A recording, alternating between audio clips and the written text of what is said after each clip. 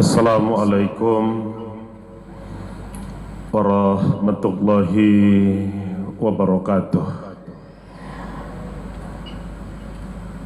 Alhamdulillahi rabbil alamin. Wassalatu wassalamu ala asrafil anbiya'i wal mursalin wa ala alihi wa sahbihi ajma'in. Amma ba'du. Bapak dan Ibu kaum muslimin jemaah salat zuhur yang dirahmati Allah,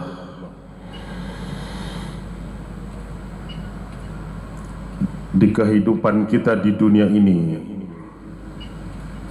wajar kita alami banyak masalah dan juga bahkan musibah.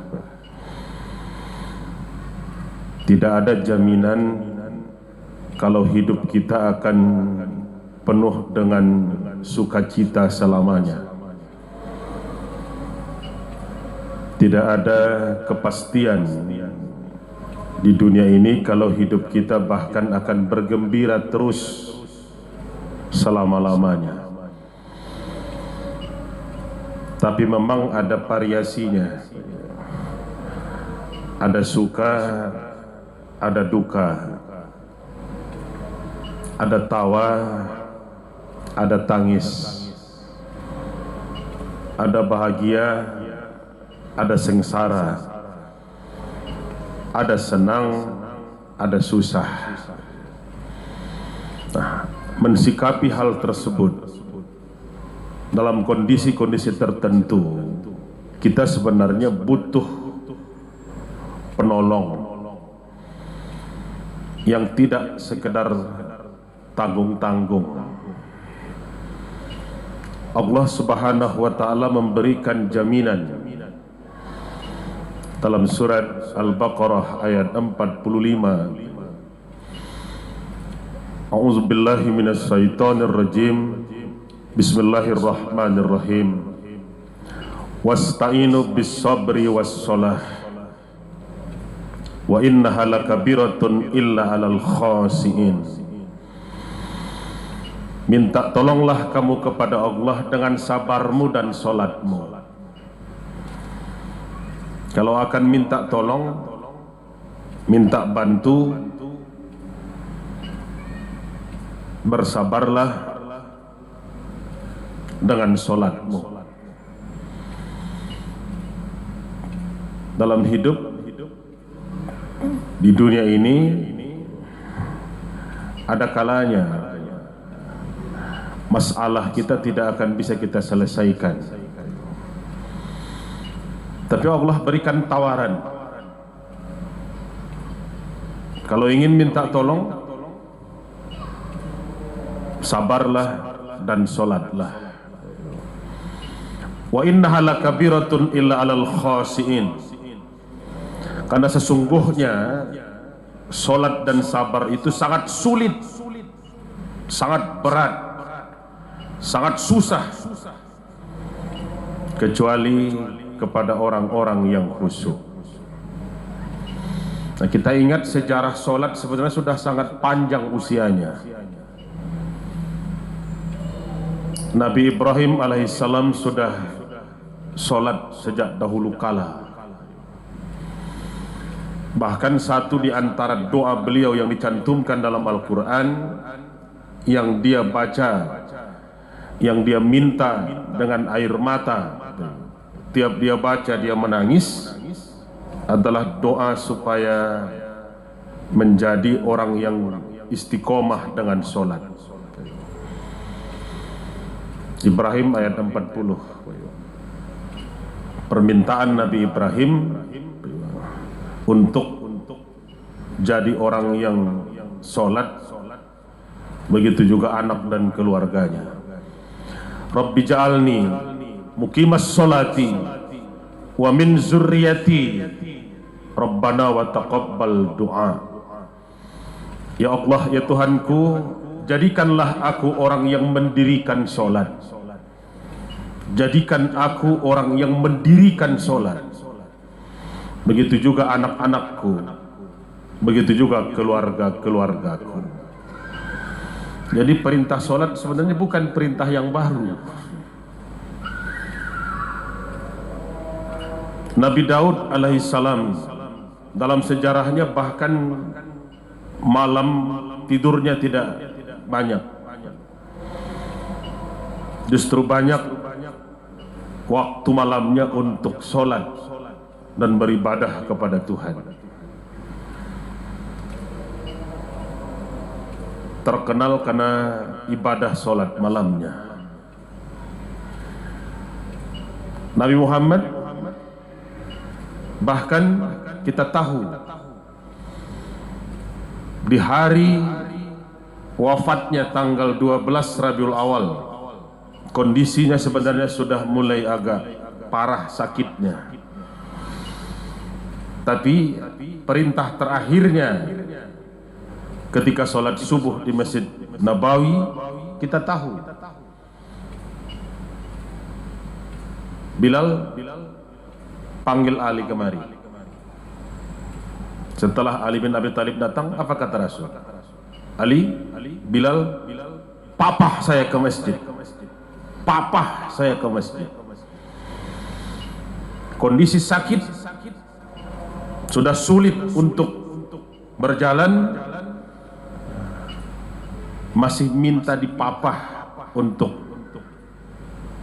sholat subuh di hari terakhir beberapa saat sebelum Rasulullah meninggal dunia. Minta tolong kamu kepada Tuhanmu, kepada Allah dengan sabarmu dan sholatmu. Wa innaha lakabiratun illa alal khasiin, karena sesungguhnya sholat dan sabar itu sangat sulit, sangat berat, sangat susah, kecuali kepada orang-orang yang khusyuk.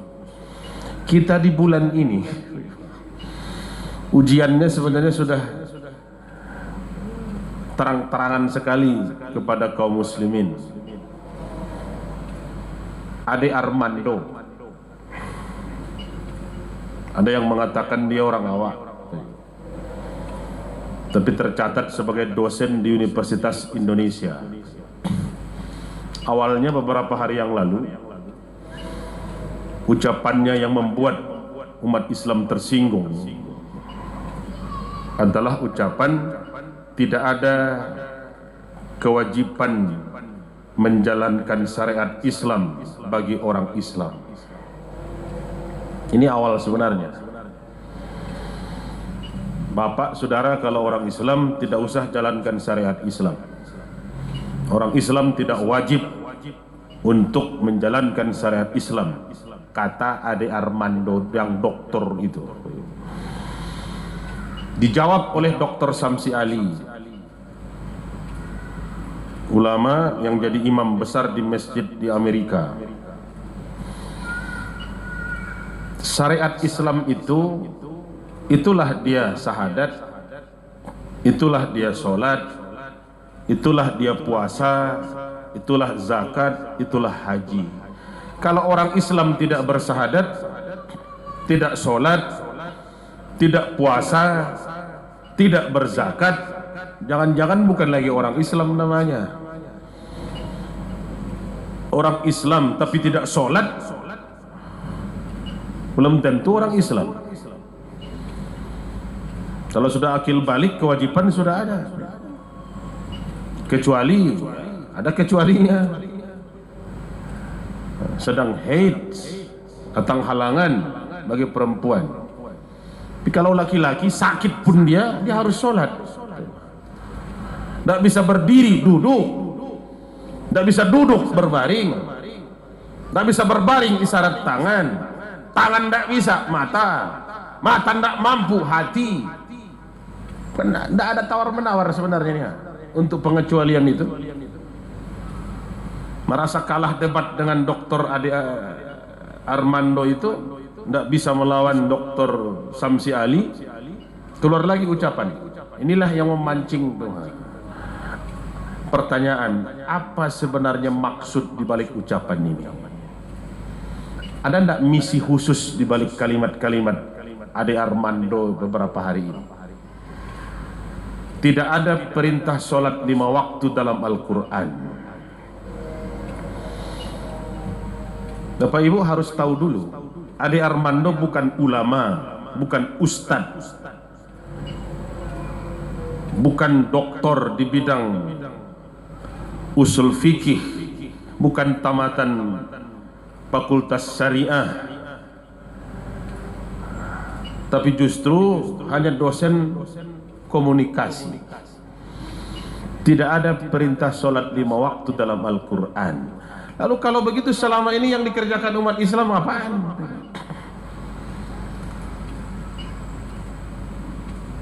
Yang diperintah Rasul, yang dikerjakan para sahabat, apa maksud dibalik ucapan ini? Dr. Samsi Ali tidak mau debat lagi. Apa jawabnya? Inilah yang mungkin harus kita sampaikan kepada generasi kita sekarang. Hati-hati Bapak, Ibu, dan Saudara dengan ucapan Ade Armando, karena ada misi khusus di balik ucapannya. Ada target khusus yang harus diselesaikan oleh misinya. Minta tolong saja kepada Tuhan. Tawaran dari Yang Maha Kuasa, sabarlah dengan sholat, sabar dengan waktunya, sabar dengan bacaannya, sabar dengan tumak ninahnya, sabar dengan gerakannya, sabar dengan perintah 5 waktunya, sabar dengan sholat sunnatnya, sabar dengan duhanya, dengan tahajudnya. Ini malah tidak ada perintah. Bapak Ibu, saya tidak yakin kalau Bapak Ibu akan murtad. Bapak Ibu akan kembali menjadi orang musyrik. Tidak yakin saya. Tapi generasi di belakang kita, generasi milenial sekarang ini, seperti air di daun talas, sedikit bergoyang tumpah. Kalau ada pemberitaan di kampusnya lah contoh, tidak ada perintah sholat 5 waktu dalam Al-Quran, kira-kira mahasiswa apa katanya? Senanglah kita bisa perai. Aqimis sholata liduluki samsi ila ghasaqil lail wa qur'anal fajri inna qur'anal fajri kana mashuda. Dirikanlah solat setelah tergelincir matahari zuhur dan asar, dan setelah terbenam matahari maghrib dan isya. Dirikanlah solat fajar itu, solat subuh, karena solat subuh itu disaksikan langsung oleh para malaikat. Masih kurang ayatnya. Oleh karena itu, beberapa pengurus organisasi, termasuk saya lihat dari NU, dari Muhammadiyah, menjawab ucapan Ade Armando itu bahkan dengan sindiran saja sudah cukup sebenarnya. Kalau bukan ilmu kita di situ, tidak usahlah berkomentar tentang itu. Kalau bukan kapasitas kita, jangan mengambil yang bukan ilmu kita. Karena dalam Al-Quran jelas sebenarnya, pas'alu ahla zikri in kuntum la taqlamun. Kalau kamu tidak mengerti, kamu belum tahu, belum paham, tanya kepada yang mengerti. Tanya kepada yang paham. Tanya kepada yang sudah memang ahli di bidang itu. Tapi kalau kita handphone kita rusak, datang kita ke tukang las, kira-kira apa hasilnya itu? Handphone bapak rusak, tapi kita tanya masalahnya ke tukang las. Amalah seperti itu. Apa Ibu, untuk sholat tidak ada tawar-menawar, tapi memang berat dan sulit untuk jadi orang yang khusyuk itu. Paling tidak inilah momentum sebenarnya agar kita makin kokoh dengan sholat kita, karena jelas sebenarnya mana yang akan dapat petunjuk dan mana yang sesat, kan sebenarnya jelas itu. Mana yang loyang, mana yang batu permata, sebenarnya kan jelas itu. Mana yang emas murni, mana yang hanya sekedar emas tipuan, kan jelas itu. Kan jelas. Tanya kepada yang mengerti. Bapak Ibu, sholat tidak ada tawar menawar. Wajah orang yang bersangkutan harus langsung menghadap Tuhannya, tidak bisa pakai wajah orang lain. Tangan orang yang bersangkutan harus langsung bersaksi kepada Tuhannya, tidak bisa pakai tangan orang lain. Bapak Ibu yang musafir perjalanan mungkin bisa ditawar lah. Zuhur ke asar bisa ditawar, jamak kosor, maghrib isya bisa ada diskon, bukan berarti hilang. Tapi untuk subuh ada tidak tawar menawar dari dulu? Bisa tidak dijamak? Bisa tidak dikosor?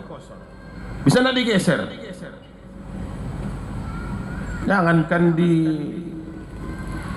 dikosor, digeser, waktunya saja tidak pernah ada diskon sama sekali. Mudah-mudahan kita termasuk kepada orang-orang yang teguh dengan sholat dan termasuk orang-orang yang khusyuk. Karena memang orang yang khusyuk itu tandanya Allah tunjukkan dalam Al-Quran, allazina yazunnuna annahum mulaqu rabbihim wa annahum ilaihi rajiun. Orang-orang yang akan bisa khusyuk dengan sholatnya itu adalah orang yang tahu, yang yakin, yang percaya kalau dia akan menghadap kepada Tuhannya, dan hanya kepada Tuhannya dia akan kembali. Kita sholat sebelum disolatkan, kita ke masjid sebelum diantarkan. Waktu kita hanya lahir diazankan, mati disolatkan. Mudah-mudahan kita dan generasi kita termasuk orang yang teguh dan kokoh istiqomah dengan sholat. Banyak maaf. Assalamualaikum warahmatullahi wabarakatuh. Allahu Akbar, Allahu Akbar. Asyhadu an la ilaha illallah. Asyhadu anna Muhammadar Rasulullah.